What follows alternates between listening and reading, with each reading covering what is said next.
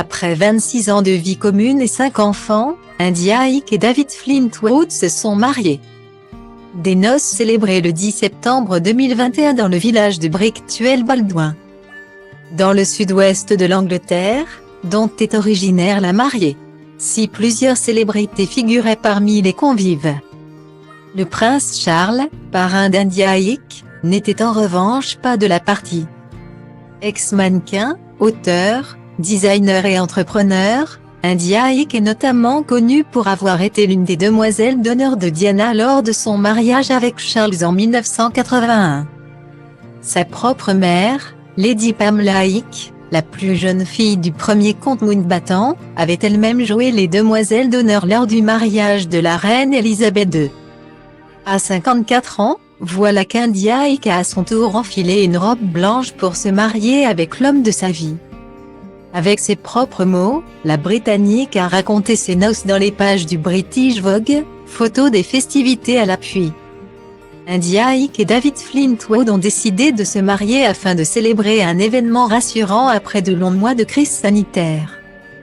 David m'avait demandé de l'épouser il y a 25 ans lorsque j'ai découvert que j'étais enceinte de notre fils, Félix. Mais étant dans ma phase de femme farouchement indépendante, je n'ai jamais accepté, a expliqué la mariée.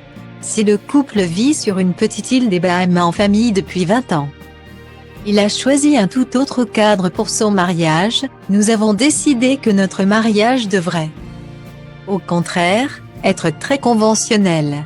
Guillemets.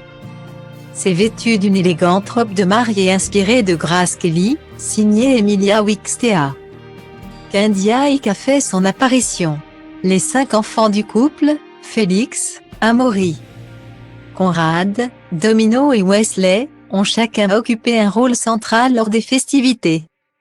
Leur fille unique Domino était bien sûr demoiselle d'honneur, accompagnée dans sa tâche par Inès de Givenchy, la filleule d'India Hicks, mais aussi de Paloma et Héloïse, les filles de Christian Louboutin. Le chausseur était donc de la partie. De même que Brooke Shields, ou encore Sophie Dahl et son mari, le musicien et chanteur Jamie Cullum.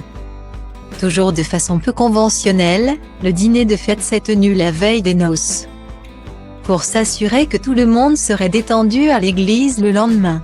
Pas seulement à cause de la légère gueule de bois, mais aussi de la camaraderie de danser dans un champ la nuit précédente. Une réception en extérieur, illuminée de centaines de bougies, pour laquelle la future mariée portait une robe longue sur mesure signée Naïm Khan.